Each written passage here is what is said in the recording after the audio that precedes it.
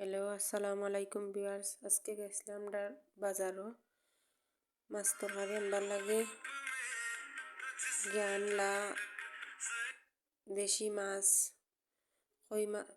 ট্যাংরা মাছ আনছেন 1 কেজি, শোল মাছ আনছেন 1 কেজি। মাছ বানানি শুরু করে দিলাম, বানানি বই গেছি, মাছ বানাইলাম বইয়া। আমরা আবার ট্যাংরার মাথা খাই না, ট্যাংরা মাছের মাথা ফালাই দেই। আপনারা খান কি না খান কমেন্টে জানাইবা।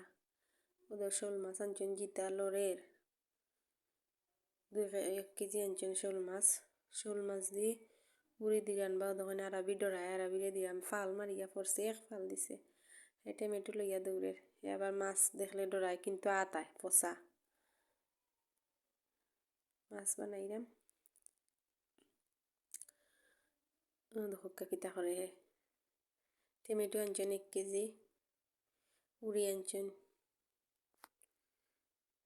শোল মাছটা বানাইলাম, তাই আবার যাইতো কি উঠিয়া প্রমি লাগে আগে বানাইয়া আপনারা দেখাইলাম। তাই ঘুম থেকে উঠছে, হাত মুখ ধুইব। দেখো আইবাই দিয়ে আম্মাই বইয়া উড়ি বানাইরা, আর আবি বইয়া দেখের খান্দাত, তার দাদুর খান্দাত বইয়া বইয়া দেখের উড়ি বানাইরা। দেন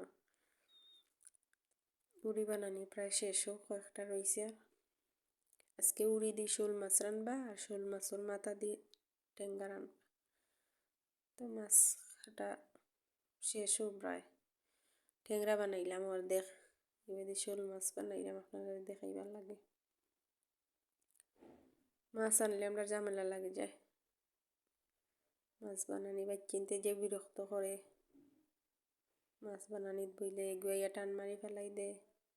আপনারা কিলা বানান জানি না, আমরা শোল মাছ ছোটো ছোটো করে বানাই যাতে মশলা আর কি ঢুকে। হক্কা বানাইলাম, আবার ছোটো ছোটো করে আমরা বানাই।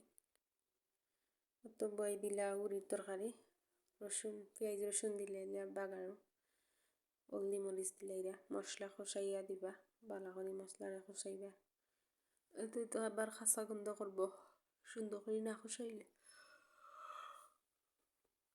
ধনিয়ার গুঁড়া দিরা, হলুদ মরিচ সব দিছেন।